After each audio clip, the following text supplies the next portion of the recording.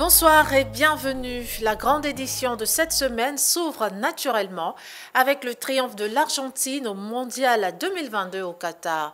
Ce dimanche 18 décembre, les Poulains de Lionel Scaloni ont pris le meilleur sur la France de Didier Deschamps au bout d'une finale époustouflante. C'est sur le score de 4-2 au tir au but que l'Albi Céleste s'est imposé, et ce après avoir été accroché et 3 buts partout par la sélection française. Pas de troisième étoile pour l'équipe de France qui s'est inclinée au tir au but contre l'Argentine ce dimanche en finale de la Coupe du Monde au Qatar. Auteur d'une meilleure entame, les Argentins menaient 2-0 à la pause grâce à des buts de Lionel Messi et Ángel Di María, avant qu'un doublé de Kylian Mbappé n'envoie les deux équipes en prolongation. Malgré de nouveaux buts de Messi et Mbappé, c'est finalement au tir au but que cette finale s'est jouée. Troisième Coupe du Monde pour l'Albi Céleste, la première depuis 1986. Autre actualité développée lundi, le sommet États-Unis-Afrique qui s'est achevé le 15 décembre à Washington. Le président en exercice de l'Union africaine, le Sénégalais Macky Sall, profitant de son intervention à la tribune du sommet, a présenté les 6 priorités actuelles du continent. Reportage. Alors que le continent redéfinit ses priorités dans le cadre du partenariat avec les États-Unis d'Amérique, le président en exercice de l'Union africaine Macky Sall insiste sur une convergence de vues sur les 6 problématiques spécifiques, à savoir une gouvernance mondiale plus inclusive et juste, la paix et la sécurité, la relocalisation partielle des droits de tirage spéciaux aux pays africains et la suspension du service de la dette, le défi climatique et de l'autosuffisance alimentaire.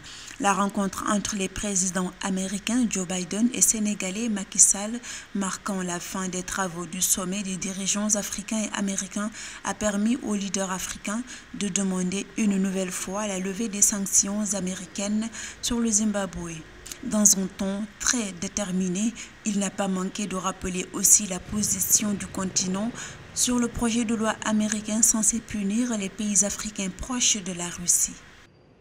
Ce projet, avec sa gamme de sanctions qui vise tout un continent, est une première dans les relations internationales. Toute l'Afrique se demande pourquoi un tel projet de loi et pourquoi l'Afrique est visée. Ayant à l'esprit les règles et principes de l'Organisation mondiale du commerce, nous appelons à la révision de ce projet, dont l'adoption pourrait gravement nuire aux relations entre l'Afrique et les États-Unis, ce que nous ne souhaitons pas. Pour l'heure, la partie américaine plaide pour une meilleure représentativité de l'Afrique au Conseil de paix et sécurité des Nations Unies et du G20. 55 milliards de dollars seront également investis en Afrique pour soutenir l'agenda 2063 de l'Union africaine. Des montants plus importants sont également annoncés pour aider à la résilience, la sécurité et l'avancée démocratique. Les choix que nous faisons aujourd'hui et le reste de cette décennie et la façon dont nous abordons ces défis, à mon avis, déterminent la direction que prendra le monde entier dans les décennies à venir. Les voix africaines, le leadership africain, l'innovation africaine sont tous essentiels pour relever les défis mondiaux les plus urgents et réaliser la vision que nous partageons tous. Un monde libre, un monde ouvert, prospère et sûr. De même, dans le cadre de Prosper Africa, l'initiative qui supplée l'AGOA, la loi sur la croissance et les possibilités économiques en Afrique, 170 millions de dollars sont prévus pour accroître les exportations africaines et les investissements américains. Direction Advika dans l'est de l'Ukraine. La ville, on l'annonce depuis maintenant plusieurs semaines, est à l'instar de Bakhmout sous le feu constant de l'artillerie. Et sur place, les populations tentent de s'organiser au mieux pour survivre, comme on vous le montrait ce lundi. On regarde. Sortis de leur cave, fatigués par la guerre, une vingtaine d'habitants de la ville ukrainienne d'Avdiivka, dans l'est du pays, viennent chercher ce dimanche des colis de nourriture distribués au bas d'un immeuble. Aucun ne prête attention aux détonations incessantes qui résonnent dans cette localité proche de Donetsk et sous le feu constant des forces russes, stationnées à seulement 13 km de là. En parallèle, des combats très intenses ont lieu dans la ville de Bakhmout. À Kherson, aussi dans le sud de l'Ukraine, l'armée russe a bombardé ce dimanche le centre de la ville. 3 personnes ont été blessées dans ces attaques, selon le chef adjoint de cabinet de la présidence ukrainienne, Kirilo Tymochenko. De son côté, Kiev a frappé ce dimanche la région frontalière russe de Belgorod, tuant une personne et en blessant 8 autres, selon le gouverneur de la région. Des bombardements qui interviennent 2 jours après des attaques massives de la Russie sur le réseau énergétique ukrainien. Toujours dans l'actualité du lundi, en Israël, à plus de 5,3%, les chiffres de l'inflation sont saisissants. Logement, nourriture, les secteurs clés de l'économie sont durement affectés par cette situation qui oblige la Banque centrale à relever ses taux directeurs. On en parle dans cet élément. Se loger, faire des rénovations ou encore acheter de la nourriture, voilà ce qui coûte de plus en plus cher aux Israéliens. Et pour cause, sur un an, le taux d'inflation a enregistré sa plus forte accélération en novembre et atteint 5,3%. Résultat des courses, le pouvoir d'achat continue de diminuer en Israël. Ceux qui en pâtissent le plus sont les ménages. Acheter un logement coûte désormais 20% plus cher par rapport à 2021. Conséquence, en octobre dernier, le nombre de maisons vendues a chuté. On enregistre 68% de ventes en moins par rapport à octobre 2021. Pour pallier la hausse des prix, la Banque d'Israël a relevé ses taux pour la 6e fois de l'année. Avec 5,3% d'inflation, Israël n'est pas le plus à plaindre. L'inflation progresse dans le monde entier et particulièrement dans la zone euro, où les coûts de l'énergie et de la nourriture explosent. 11,1% d'inflation pour les 27 selon Eurostat, et c'est la Croatie qui mène le peloton avec un taux d'inflation culminant à 13,2% en novembre dernier.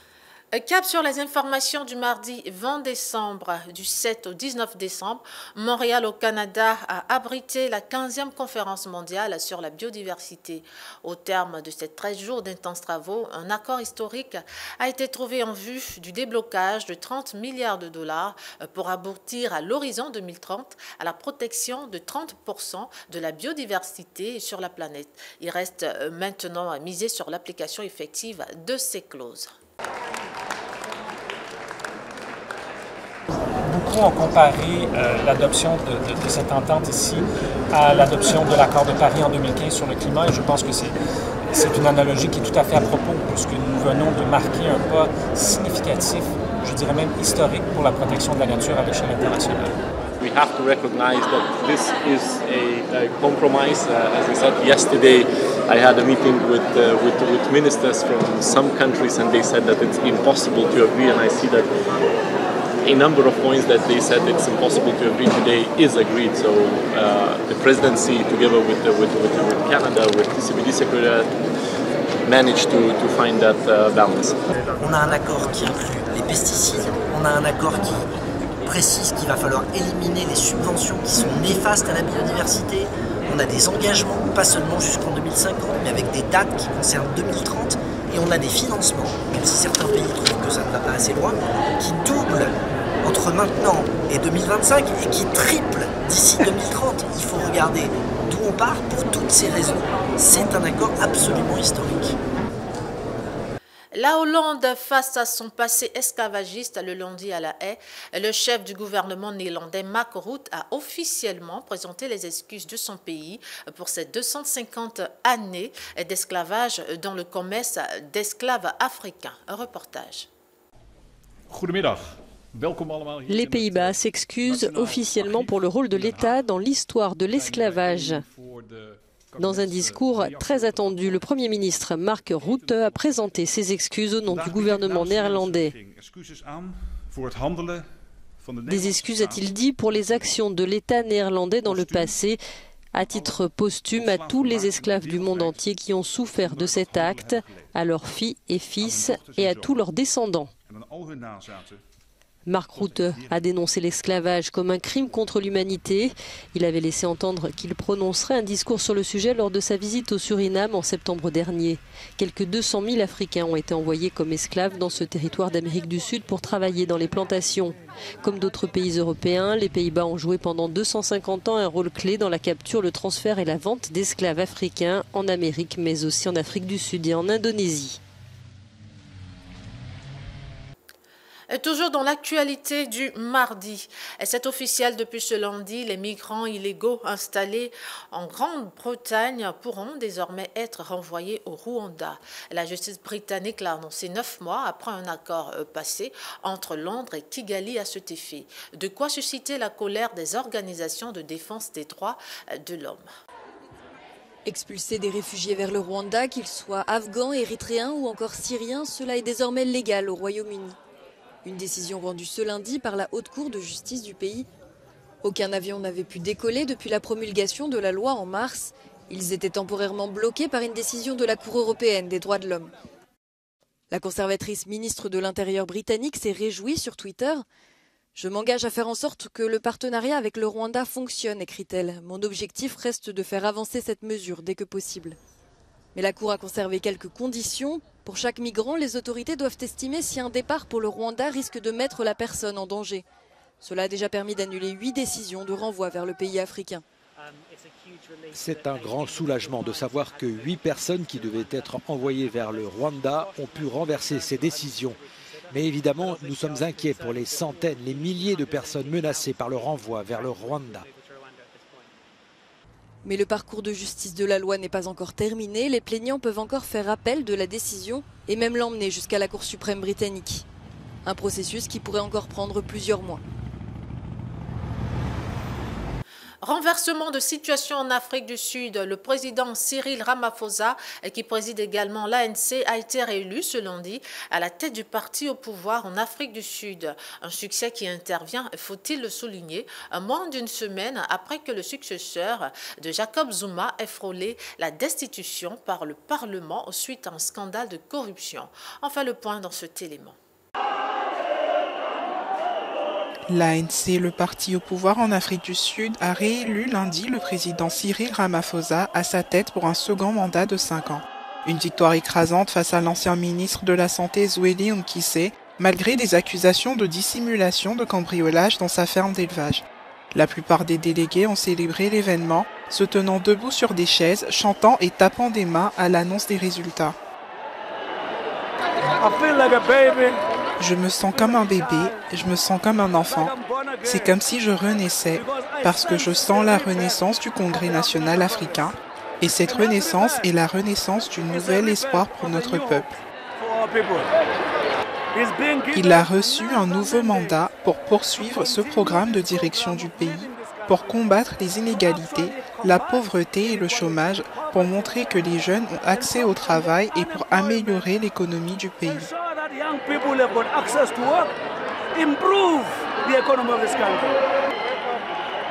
Cette victoire de l'actuel président sud-africain lui ouvre la voie à un second mandat si l'ANC remporte la prochaine élection présidentielle prévue en 2024.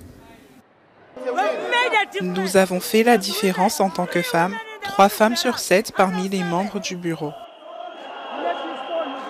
Cette victoire est tout de même entachée par le scandale en cours concernant un important vol d'argent dans sa ferme haut de gamme. Une tache sur l'image de celui qui avait promis d'éradiquer la corruption endémique qui sévit dans le pays. Le Niger commémorait ce dimanche 18 décembre le 64e anniversaire de son accession à l'indépendance. L'occasion pour le chef de l'État nigérien, Mohamed Bazoum, de rappeler à ses compatriotes les défis sécuritaires et climatiques auxquels est confronté le pays du Sahel. Le Niger a célébré dimanche 18 décembre 2022 le 64e anniversaire de la proclamation de la République, une célébration qui intervient dans un contexte de crise sécuritaire. Au même titre que les pays du Sahel, le Niger doit faire face à l'assaut de bandes armées à ses frontières, notamment celles partagées avec le Nigeria, le Burkina Faso et le Mali, ou encore dans le bassin du lac Tchad, où des groupes armés mènent des attaques contre les forces de sécurité et les civils. Le gouvernement, quant à lui, s'attelle à la reconstruction des zones frontalières de notre pays, fragilisées par la crise sécuritaire, notamment dans le Liptako-Gourma, c'est-à-dire la zone dite des 3 frontières, et dans le bassin du lac Tchad, qui concentre d'importantes masses de personnes déplacées. La vague d'inondations subie par le pays ces derniers mois a provoqué des pertes en vie humaine et des dégâts matériels importants suite à une pluviométrie abondante, conséquence du changement climatique. Une situation à l'origine des déplacements des populations de la région de Tillabéri, l'une des régions les plus affectées, également en proie à l'insécurité. Des facteurs qui accentuent l'insécurité alimentaire dans le pays. Le chef de l'État nigérian lance un appel à la communauté internationale pour qu'elle prenne ses responsabilités, notamment celle de soutenir les pays pauvres et moins pollueurs comme le Niger face aux conséquences des changements climatiques. Ces inondations prouvent, s'il en était besoin, que les pays pauvres comme le nôtre sont les plus grandes victimes des effets du changement climatique, lesquels nécessitent de la communauté internationale une attention toute particulière. Il est urgent que les pertes et préjudices des pays pauvres soient pris en compte à travers l'établissement d'un organe de gouvernance internationale et des mécanismes de financement précis.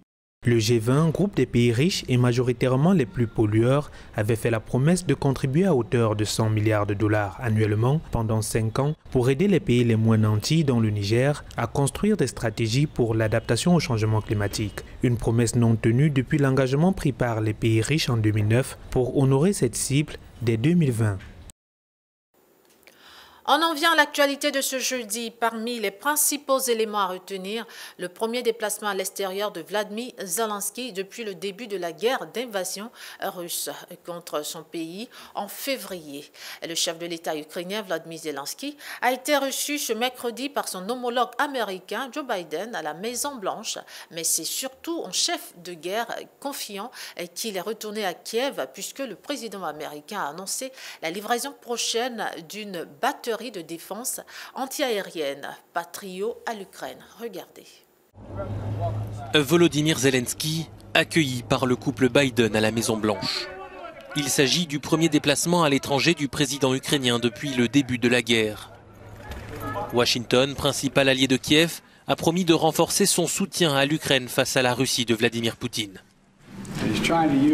Il essaye d'utiliser l'hiver comme une arme, mais le peuple ukrainien continue d'inspirer le monde, a déclaré Joe Biden. Je le pense sincèrement, pas seulement nous inspirer nous, mais inspirer le monde avec son courage et sa résilience, ainsi que sa détermination pour l'avenir. Cette visite a été l'occasion pour Joe Biden d'annoncer la livraison prochaine d'une batterie de missiles solaires Patriot pour la défense aérienne de l'Ukraine, dans le cadre d'une aide supplémentaire d'1,8 milliard de dollars. En football, on le savait malade depuis un certain temps avec une complication de son cancer au côlon, mais les choses ne s'arrangent visiblement pas pour la légende brésilienne du football mondial Edson Arantes, dit Pelé. Et selon l'hôpital de Sao Paulo, le triple champion du monde âgé de 82 ans souffre en outre d'insuffisance rénale et cardiaque. L'état de santé de la légende brésilienne Pelé s'aggrave. Selon ses médecins, le cancer de l'ancien footballeur progresse et ce dernier nécessite désormais des soins plus importants en raison d'une insuffisance rénale et cardiaque. Pelé avait été admis à l'hôpital Albert Einstein de Sao Paulo le 29 novembre pour une réévaluation de son traitement de chimiothérapie après la détection de son cancer du côlon en septembre 2021. Sur les réseaux sociaux, ses filles se sont montrées optimistes et ont annoncé qu'elles passeraient Noël avec leur père à l'hôpital. Enfin, comme d'habitude, on termine avec l'actualité proposée par notre rédaction ce vendredi. Et sans surprise, on commence avec l'ambiance de la Noël. Et comment se prépare la Noël en Autriche? Et comme partout ailleurs en Europe, l'inflation suscitée par la crise énergétique pèse lourdement sur les ménages. Conséquence, les dépenses se font très modestes en cette période de Noël. Reportage. Les Autrichiens se serrent la ceinture cet hiver et dépensent moins pour leurs cadeaux de Noël. Selon les estimations des professionnels du secteur, le budget moyen des ménages a baissé de 15% pour ces fêtes de fin d'année. Comme tout est devenu plus cher, j'achète des petits cadeaux cette année, dit cette femme. Ces factures ont plus que doublé au cours des derniers mois. Originaire d'Ukraine, cette mère de 6 enfants bénéficie du soutien d'une ONG qui vient en aide aux ménages frappés par l'inflation. Les parents isolés, principalement les femmes, sont particulièrement touchés. Il y a aussi ceux qui ont peu de revenus, parmi lesquels, bien sûr, de nombreux migrants qui ont souvent des emplois moins rémunérés.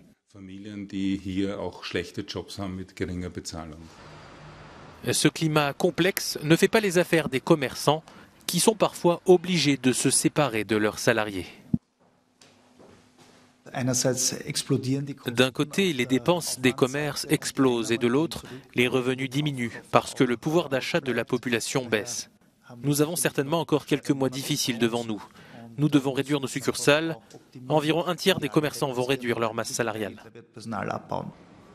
Encore une nouvelle accusation à l'international pour le Rwanda. Ce jeudi, les Nations Unies ont formellement accusé Kigali d'avoir mené des interventions directes en soutien au M23 dans l'est de la RDC, et ce que dément catégoriquement le porte-parole adjoint du gouvernement rwandais.